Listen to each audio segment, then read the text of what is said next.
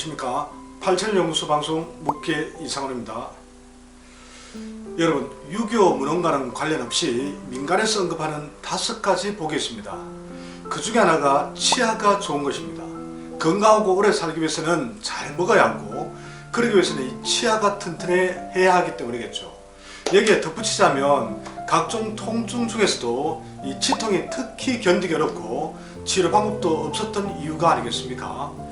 요즘은 치통이 심하면 진통제로 통증을 줄일 수 있고 치과를 찾아 치료를 받으면 됩니다. 그러나 진통제는 일시적 방편을 부리고 건강에도 좋지 않습니다. 그리고 치과에 가도 치료가 잘 되지 않는 경우도 있을 것이고요. 자, 그렇다면 진통제 대신에 쓸 수 있는 민간요법이나 치통이 생기는 근본 원인을 치료할 수 있는 동양의학적 접근법이 있다면 큰 도움이 되지 않겠습니까? 그래서 오늘 방송에서는 치통이 심할 때의 증상과 원인을 먼저 살펴보고 이후 치통 침 치료법과 쉽게 적용해 볼 수 있는 민간요법에 대해서 말씀드리도록 하겠습니다.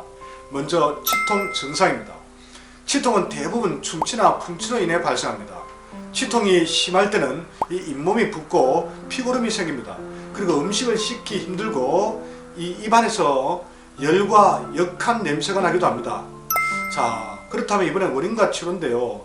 이 동양의학에서는 치통의 원인을 풍한사기나 풍열사기가 이 족양명 위경락에 침입하거나 간의 혈과 신장의 정과 같은 음액이 메마르면서 허혈이 위로 솟구쳐 생기는 것으로 봅니다. 허혈이 잇몸을 자극한다는 것이죠. 반면 현대의학은 세균 감염으로 인한 구강질병을 원인으로 보고 있습니다. 자, 오늘 방송에서는 동양의학적 관점으로 좁혀서 이 3가지 원인을 중심으로 따져보겠습니다. 참고로 침치료와 관련되는 아래 내용은 철암 최상옥 선생님의 치료를 참고한 것임을 밝혀둡니다. 자, 첫 번째 원인과 치료입니다. 풍열사기로 치통이 심할 때입니다. 즉, 풍열사기는 바람과 열, 즉 풍열이 원인일 때는 이 통증이 매우 심해도 지속적이지는 않습니다. 이 경우는 열이 문제가 된 것이므로 환부에 얼음 찜질을 하면 통증이 줄어듭니다. 충치, 치주염, 치근막염의 급성기 때도 이와 유사한 증상이 나타납니다. 치통 치료는 상치통, 즉 윗니 통증일 때는 내정혈, 족삼리혈, 솔곡혈, 하관열, 풍지열, 예풍열, 태양열, 족통곡혈에 침을 놓습니다. 하치통, 아랫니 통증이라면 합곡혈, 곡지열, 대형열, 혁교열, 견정열, 예풍열, 풍지열, 이간열, 상간혈에 침을 놓고 온유혈에는 뜸을 뜨면 좋습니다. 몸에 놓는 채침이 너무 복잡하다면 삼침법을 경락 관점에서 적용할 수도 있습니다. 하치통은 대장전격이고 이 상치통은 위전격입니다.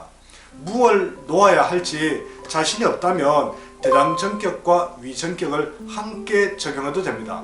만약 통증이 너무 극심하다면 급성사기를 날려버릴 수 있는 대장승격이나 위승격을 적용해 볼 수도 있습니다. 자, 두 번째 원인입니다.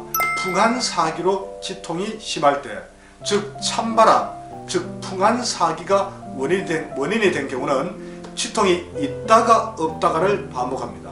또한 차가운 것을 섭취하면 이 통증이 더 심해집니다. 그리고 음의 기운이 강해지는 밤의 아픔이 더 심한 것도 특징입니다. 세 번째, 음의 화동으로 치통이 심할 때입니다. 음액이 허해서, 즉 혈과 진액점, 음액이 허해서 화기가 통하는 것이 원인이 되는 경우입니다. 체질적으로는 태양인 금체질에서 많이 나타날 수 있습니다. 참고로 음액은 혈과 진액과 정을 말합니다. 혈은 간에서, 정은 이 심장에서 저장됩니다. 그러므로 간과 심장 기능이 저하되어 혈과 정, 즉 음액을 이루는 이 혈과 정이 마르면 열이 발생합니다. 이것이 치아와 잇몸을 자극해서 치통과 염증을 유발할 수 있습니다. 이럴 때 특징은 치통이 은근하게 나타나고 지속시간도 짧습니다. 허혈의 자극을 받아 이 치아가 흔들리며 들뜬감이 있고 또는 잇몸에서 피가 나기도 합니다. 또한 허리와 무릎이 시린 증상이 동반되는 경우가 많습니다. 이건 심허가 되겠죠. 자, 만성적인 치주염이나 치근막염에서 주로 확인할 수 있습니다.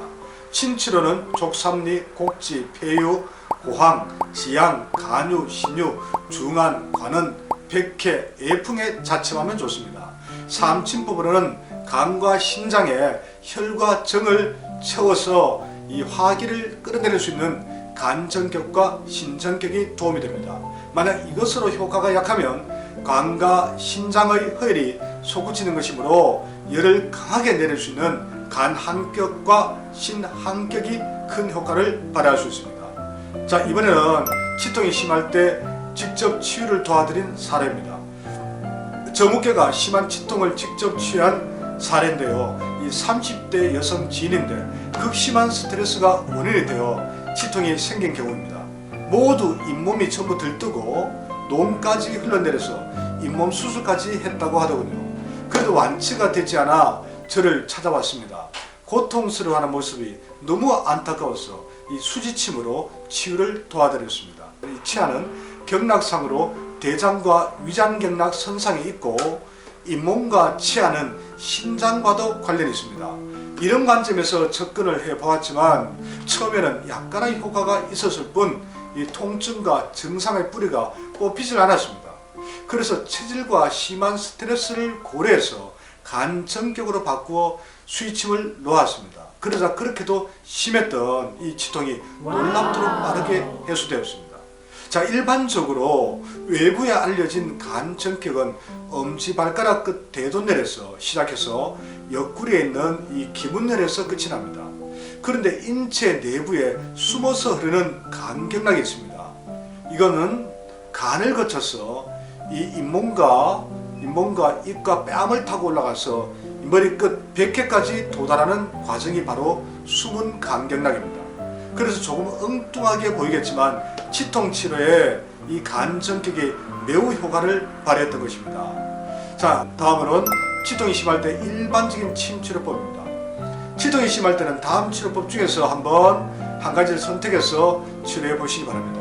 혹시 효과가 약하다면 다음 방법을 차례대로 선택해서 적용하시면 됩니다. 자, 첫 번째, 반대쪽, 이쪽이 아프다면 이 반대쪽 합곡이 되겠죠. 반대쪽 합곡과 환부인 잇몸에 침을 심자를 한 후에 15에서 30분 정도 유침합니다. 환부는 만져서 아프거나 시원한 자리를 찾아서 침을 찌르시면 됩니다. 두 번째, 해계혈을 사하고 내정혈을 보해봅니다. 세 번째, 상치통은 이 족삼리, 해계, 관료, 화로, 애풍을 자침합니다. 아래쪽 하치통은 합곡, 곡지, 혀거, 하관, 애풍을 자침합니다. 다섯 번째, 잇몸 뿌리 깊이 통증이 있을 때는 퇴계혈, 치통이 약할 때는 합곡혈을, 잇몸 질환이 있으면 내정혈을, 앞니는 이간혈, 잇몸 옆과 뒤쪽, 저 어금니 쪽 뒤쪽의 치통은 상간혈 또는 합곡혈을 선택해서 치료하면 됩니다. 자, 다섯 번째, 치통이 심할 때 민간요법입니다. 1. 참기름이나 마른 대추는 치통을 악화시킬 수 있으니 이런 것들은 될 수 있는 한 피해야 합니다. 두 번째, 통증이 심한 잇몸을 삼등침으로 피를 내는 침이 있습니다. 삼등침으로 살짝만 출혈시켜 보십시오. 잇몸에 쌓인 열이 빠지고 혈액순환이 되면서 잇몸 쪽으로 치통이 조금씩 호전됩니다. 잇몸을 찔러 피를 낸 후에는 소독을 위해서 죽염으로 헹구어주면 더욱 좋습니다. 세 번째, 도인느라고 하죠. 이 복숭아씨 5개에서 7개 정도를 까맣게 태워서 뜨거울 때 소주 한 잔을 넣고 달입니다. 그 소주로 양치했다가 뱉기를 여러 번 반복하면 치통이 멎습니다. 네 번째, 이 외에도 쉽게 해볼 수 있는 민간요법이 하나 더 있습니다. 다만 방송 내용이 길어질 수 있어 이후에 이것은 따로 정리해서 추가로 말씀드리도록 하겠습니다. 치통이 심할 때 정확한 원인을 찾아 침을 놓는 방법을 중심으로 말씀드렸습니다. 그 민간요법도 소개해드렸고요. 다음 방송에서는 치통이 심할 때 적용할 수 있는 매우 좋은 민간요법 한 가지를 더 소개해드릴 예정입니다. 그 방송도 꼭 들어보시기 바랍니다. 자, 오늘 방송 내용이 도움이 되셨다면 구독과 좋아요도 꼭 부탁드리겠습니다. 고맙습니다.